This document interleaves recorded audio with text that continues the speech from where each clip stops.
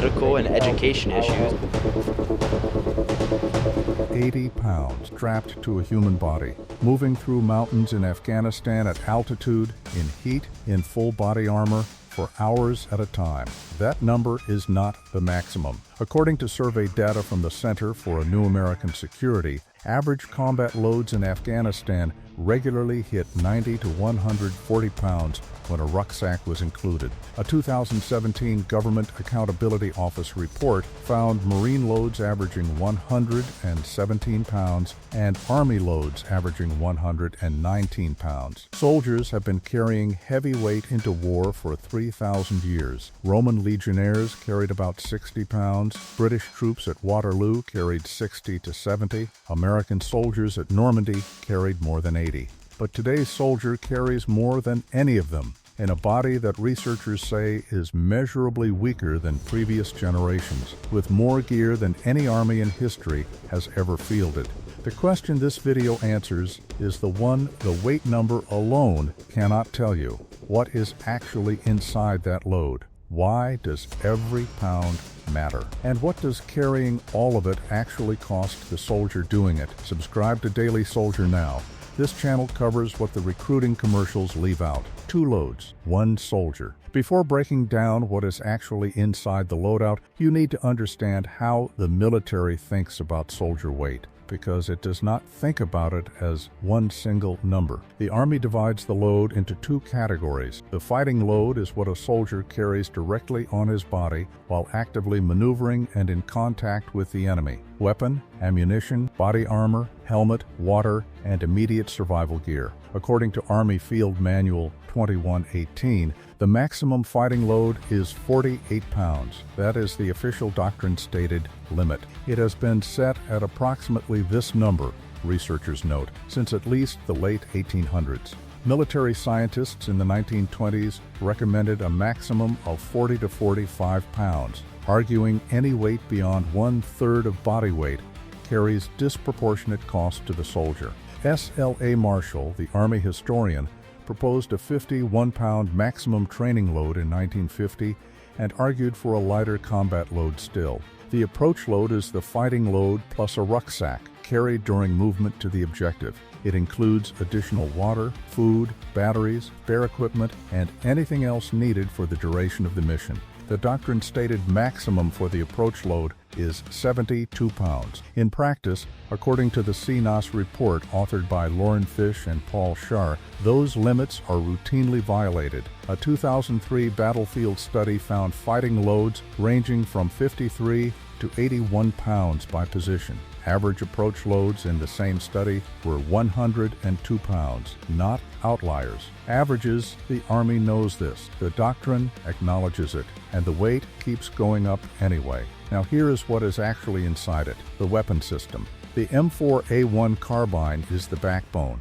It weighs about 7 pounds unloaded, had a combat optic, an IR laser aiming module for night operations, and a weapon light for urban work. And you are closer to 9 or 10 pounds before a single round is loaded. In Afghanistan and Iraq, most rifles also carried suppressors on certain units, which adds another pound. A standard combat load of ammunition runs 7 to 10 30-round magazines for the M4. That is between 6 and 9 pounds of ammunition before you factor in any crew-served weapon support. Soldiers assigned to support machine gun teams carry additional belts of 240 or 249 ammunition distributed across the squad. That can add another 3 to 5 pounds per man. The M320 grenade launcher, carried by designated grenadiers, adds about 4 pounds. M67 fragmentation grenades run about 14 ounces each. Smoke grenades for signaling and concealment run about 16 ounces each. A soldier carrying 2 frags and 2 smokes has added 4.5 pounds before touching anything else. Added up across the weapon system alone: rifle, optics, ammunition, grenades, and distributed support rounds. You are already at 20 to 25 pounds, and you have not yet put on your armor. The armor. The plate carrier and ballistic plates together weigh 20 to 25 pounds. That number is for the current generation system. According to the CNAS report, current torso body armor weighs approximately 32 pounds under the older improved outer tactical vest system, and the Army has been working toward lighter systems, but material improvements have been incremental. The helmet adds about 3 pounds, plus the night vision device mount system on top of it. Eye and ear protection. Electronic ear protection that lets ambient sound through, but cuts off gunfire peaks. Ballistic eyewear. Another pound. Knee pads and gloves add another pound to 2 pounds. The IFAK, the individual first aid kit, sits on the plate carrier and weighs about 2 pounds. It contains a tourniquet, a pressure bandage, a chest seal, and a nasopharyngeal airway. Every soldier carries one. The purpose is not for the medic. It is so that any other soldier in the formation can treat that person in the first minutes after being hit. The gas mask, carried for chemical and biological threat environments, adds another 2 pounds. Stack it together. Armor, helmet, protective gear, medical kit, gas mask. You are at 30 to 35 pounds before adding a single round of ammunition. The electronics. This is the layer of the loadout that previous generations of soldiers did not carry, and that has added weight faster than any other category. The PRC-152 or PRC-163 radio for squad and platoon communications weighs about 2 pounds. The GPS navigation device, the Dagger, runs about 1 pound. The ATAC smartphone system for digital situational awareness and blue force tracking adds half a pound. Night vision goggles, either the PVS-14 or the newer PVS-31 binocular system, weigh 12 to 18 ounces. And then there are the batteries. Every electronic device on a soldier's body requires batteries. The CNAS report identifies batteries as one of the most significant and consistently underestimated contributors to total soldier weight. On a multi-day patrol, battery requirements can add several additional pounds to the approach load. Before we keep going, if this is landing differently than you expected, hit the like button right now. It takes 2 seconds and tells the algorithm to put this in front of more people. Now back to the story. The sustainment load. Everything covered so far is the fighting load, the gear a soldier carries while in direct contact with the enemy. The approach load, the rucksack carried to get to the fight, is where the weight becomes genuinely staggering. The rucksack itself, packed for an extended patrol, runs 35 to 55 pounds. Inside it, water beyond what the hydration bladder holds, food in the form of MREs running about 1.5 pounds each, spare batteries, extra ammunition, cold weather or rain gear depending on the environment, sleeping equipment for multi-day operations, and an entrenching tool for digging fighting positions, which adds about 2.5 pounds on its own. On certain missions, a soldier may also carry a claymore mine for perimeter defense at about 3.5 pounds, or an AT-4 anti-armor launcher at about 15 pounds, or breaching charges for forced entry operations. According to the CNAS report, Army doctrine permits carrying up to 120 pounds for an emergency approach load when resupply is not guaranteed, with the stipulation that contact with the enemy should be avoided under such conditions. The same manual states plainly that a soldier carrying 110 pounds in an 8-hour period will cover less than 10 miles. A soldier carrying 30 pounds covers nearly 20 miles in the same time. That gap is not theoretical.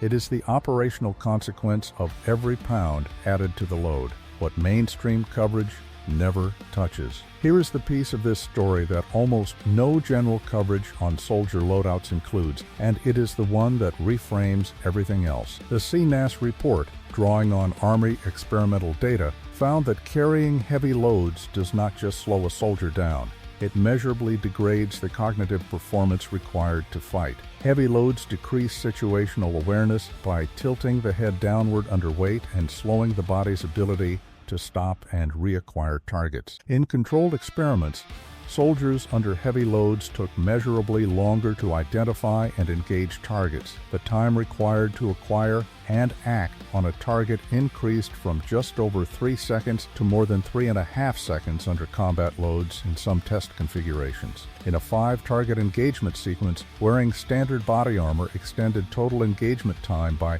up to 0.7 seconds compared to the unloaded baseline. That number sounds small. In a firefight, it is not small. The CNAS report also found that each additional 10 pounds beyond a 40-pound threshold decreases the distance marched in 6 hours by 2 kilometers and lengthens obstacle course completion times by 15% at 44 pounds and 41% at 79 pounds. At 100 pounds of load, the non-linear effects of weight become greater than any linear projection would predict because the respiratory and cardiovascular cost of supporting that weight while moving at combat pace begins compounding in ways that accelerate exhaustion.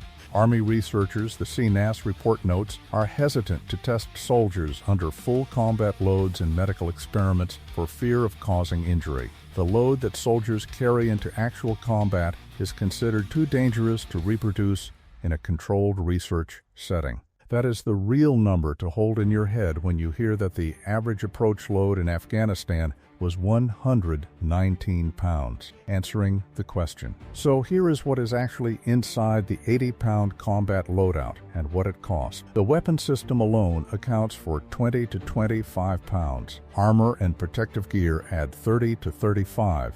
Electronics and batteries add 5 to 8. The rucksack and sustainment load push the total to 90, 100, or beyond for extended operations in denied terrain. Every item on that list exists because a previous version of the load was missing it and a soldier paid the price for that absence. The IFAK exists because soldiers died before anyone near them could treat them. The electronic ear protection exists because hearing loss was ending careers. Every pound has a history. What it costs is equally precise. The CNAS report's conclusion is direct. Soldiers today carry an unprecedented load in bodies that research shows are not stronger than previous generations, and the weight degrades the mobility, cognition, and shooting response time that combat requires. The Army's own doctrine sets a 48-pound fighting load limit. Its own surveys show that limit has been routinely exceeded for decades. The question the Army has not yet answered with an authoritative study, one the CNAS report specifically recommended commissioning, is exactly how much combat effectiveness is lost per pound above the limit. Until that number exists, the decision to add each new radio, each new armor system, each new piece of mission equipment continues to be made without a clear accounting of what it costs the soldier carrying it. Close. There is a soldier somewhere on a patrol right now carrying somewhere between 80 and 100 pounds of gear. He has been moving for 6 hours. His shooting response time is measurably slower than when he started. His situational awareness is degraded, and he still has to get to the objective, execute the mission, and get back. Every item in that load was put there by someone who decided it was worth carrying. Most of those decisions were correct. The body armor is there because soldiers who did not have it died in ways the ones who came after them did not have to. The IFAK is there because the minutes between contact and a medic arriving are the minutes that matter most. The radio is there because units that could not communicate died from that silence. The question that has never been answered cleanly is what the sum of all those correct decisions does to the person carrying them, hour after hour, patrol after patrol, deployment after deployment. If this gave you a different picture of what combat actually demands from the soldiers doing it, subscribe to Daily Soldier and tell us which item on this list surprised you the most. Thanks for watching.